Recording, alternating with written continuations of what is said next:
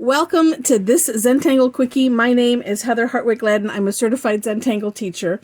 And today we're going to take a look at the Tangle Afterglo from CZT Carole Ohl. Now, I would call this one a freeform tangle. So, meaning you can put it wherever you want it on your tangle and fill in as need be. You can, work underneath using the hollowbow technique. It's a really fun tangle. So it starts off with essentially an asterisk, which is, I'm going to try to make this one kind of big. I'm going to do like a mono tangle, just doing one in here so you get the idea. All right, so an asterisk, of course, starts off with a cross, and actually it should be kind of small. We'll see how this one goes, and then cross to cross, like so. Then the first important step after this is we're basically going to do a series of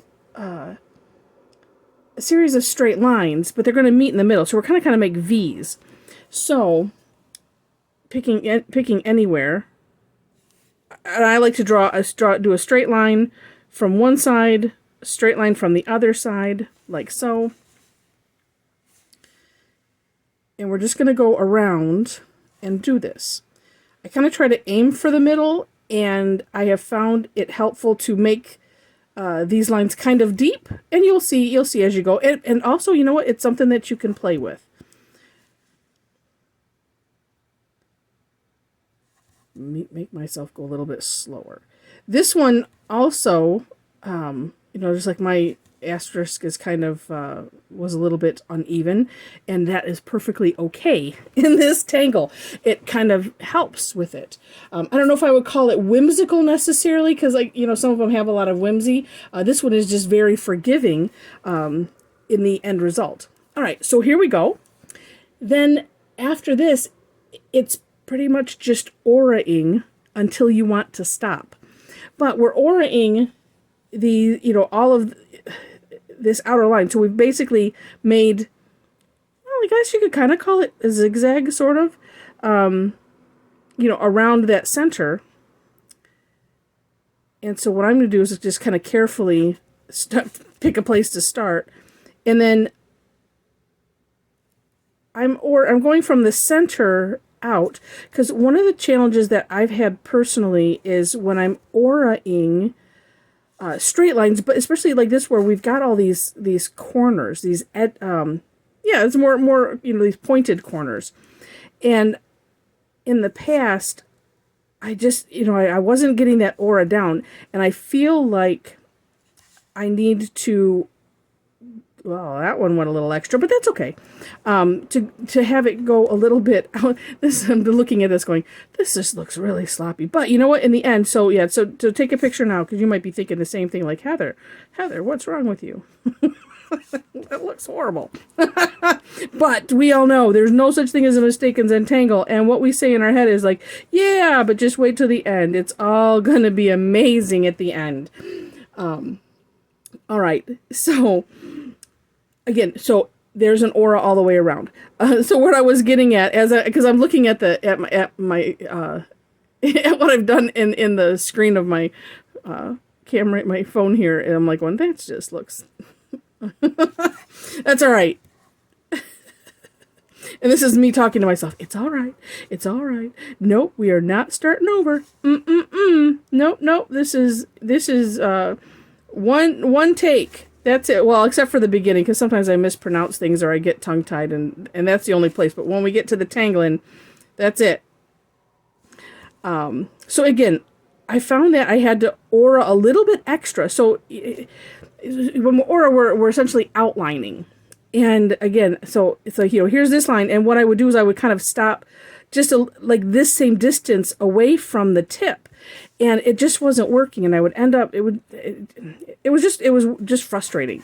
So that's why I share that. So if you've had similar frustrations with that, just try extending a little bit further than you think you need to on these tips. And it really, in looking at it, it's like, this looks nice, but this, if I was to like get out, you know, a measuring device, this distance you can kind of see is a little greater than this distance here. So that is one of the things that I found that seemed to help me. And then two, doing it in steps like this. So I'm going from the middle and I'm shooting out, and then I'm going the other side back to that point. Because like here, I was like, whoop, I didn't quite get it. And that way I'm not shifting the points. Because it was this tangle exactly that I found myself having this challenge. And it's like, I really liked the tangle. I love the outcome. But it was just, I found it to be frustrating, just because it was mostly because of the aura, and I didn't have these nice points. So again, this is what I came up with to help me. Maybe you have something else that helped you, you know, and if you do, feel free to leave it in the comments, because you know, I don't know how many people read comments, but I appreciate them. I appreciate knowing if you came up with something that really worked for you. You know, it helps all of us. It's kind of the whole Zentangle community thing. So again, this one, we're just going around and around, and you can also decide how you want your auras. If you want them a little further apart, that's fine. If let's see, if they also, and this is what would end up happening to me, is just because, you know, these points would be weird, I would end up kind of morphing the shape of it a bit. So you can have fun with that as you're doing it. You just, you know, if you find a way that you know, adds a little extra whimsy or something to it, go right ahead. That's what's fun about Zentangle is, you know, we see this. Oh, that was a little thin, but that's okay. We see the step outs. We try the tangle as the step outs prescribe, we'll say, and then you know, for those that like to make things their own, then you kind of go for it. I like to make sure to keep the spirit of the tangle, not go too far. Well, because if you go too far away from it, then you kind of end up creating your own tangle. And that's good too, because if you've you know, looked at any on either, you know, through being on the Zentangle newsletter or blog, and on Tangle Patterns, those are the two. Actually, Tangle Patterns is my main resource, because there are other tangles besides Zentangle official tangles on there, and Linda does a really great job at curating those and making sure that, you know, that they stay within what Zentangle kind of the guidelines that we have there. So, all right, so I'm going to stop with it here. Again, you can go as far as you want, and if you were adding other ones, you could, you know, add them, kind of go underneath if you want, using the hollow bow technique like I mentioned. Just a lot of fun to be had with this, but we're not done yet. The next step is we're going to draw some straight lines, and yes, so each of these points in the center, we're going to draw a straight line connecting the dots. So it's not really a straight line. I like to go, so I'm starting here, yes, and you can see that good, and I'm connecting the dots. So if the dot changes, the points change direction a little bit, as it's naturally going to do, then I just go with it. Again, versus just doing a straight line. And you can see me, I'm just pausing in between each one, so that way I make sure I'm getting it. And we're getting the peaks and the valleys, both of them. Now, in the description section, as I'm doing this, I will, of course, have my step out, as well as a link to Carole's information. So that'll be the more inspiration. Because there's a neat story behind this one and the inspiration of it, and I'll let you read that for yourself. You know, the other nice thing about putting these lines in is as I'm looking, and I think you can kind of see closely. Because I was doing my lines like this, so I was, starting here and going here. Sometimes they don't quite meet up, and this fixes that. By just coming up the center, and then some too where I kind of have a little hangover of, like I didn't pick up my pen quick enough, or something, and it fixes that too. All right. And And you can see how neat this is turning out with just that. And then also, as I'm looking at it, I'm like, yes, indeed. Look at how amazing that is. You know, wonkiness and not, well, wonky, no, there's no such thing as wonky. It becomes whimsical. That was our rule. So anyway, it ends up looking really neat. And the last step, and this is kind of like if you want to, I suppose, is we can add some little sprigs off the end, and it could just be, and actually see, because this one I overshot, and my brain went, doesn't matter, because I know I'm going to add some of these just a little swish here or there, where whatever you want to do. It's just kind of, you could have a couple if you want, you know, even down in the little valleys. It could be a, you know, a curly Q as well, up to you. Like I said, you can have them on if you know, if you want. If you don't, it's all right. Doesn't have to be on everything. It's just however it moves you, and that's just really fun. Now for shading, what I find is kind of best is in these, we'll call that the valleys, right? So I'm just going to put some graphite here.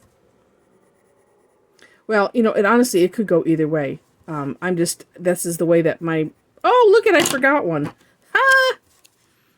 How did that happen? I'm going to darken that line there too. There we go. Wow. Did I miss any other ones? Well, I guess I'll find out as I'm shading. So I'm just gonna, like I said, I'm putting some shading, and I'm just going over the line because I want to have it smudge out to both sides. There we go. And to smudge it, I'm just going to do this kind of a pushing motion, at least for right now, because that'll kind of, as you can see, it's kind of putting it on both sides. And now all of a sudden I'm doing this, and now I'm seeing this as a valley. It's just, gosh, the eyeballs play tricks. It's so fun.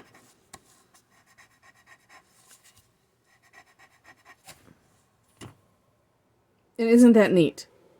So I, you know, pick one or the other. You know, either, you know, the peaks or the valleys, and just add some graphite, and it adds some dimension. And actually, you know, here's what this is just something I just thought of now, because my center was kind of, you see where I kind of got off? I'm just going to shade in that center. We'll just make that dark. I could fill it all the way in.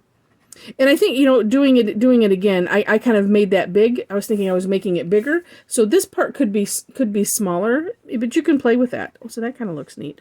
And then I'm going to bring this graphite out just a smidge. I'm smidgely smudging. It's been a long day. And I needed to tangle today. Oh, see, that looks kind of cool. So, you know, you can have a lot of fun with this one. And I'll share with you, let's see, I need to probably lift this up a little bit. Okay, so this is a tangle that I did on a Zendala, and just added a few Afterglows, but because it's on the tan tile, was able to use the white graphite, not white graphite, the white chalk pencil to highlight a little bit, as well as the using the graphite to have that shading. So it was just kind of neat. And you see here where like this one I did this under, and I have trouble pronouncing this. It's Wynix, I think, is this tangle, and this one is Pendrils. But so I'm trying to remember. I don't know. I did like maybe this Afterglow first, then I did the rest of the tangle, and then I added some more, and that's how I get this one or the Pendrils is going under this one, but going over this one, and you know, so it's just, like I said, it's a really fun tangle that you can add. Now I'm wishing I had added more to it because it looks really cool. Anyway, so with that, if you enjoyed the video, please give us a thumbs up. I greatly appreciate it. And if you also would like to subscribe to the channel, if you haven't already, would love to have you. That is if you liked it enough to see more content. Also, though, if you do that, click that notification bell next to it so you can decide how you want to be notified, if you want to be notified at all.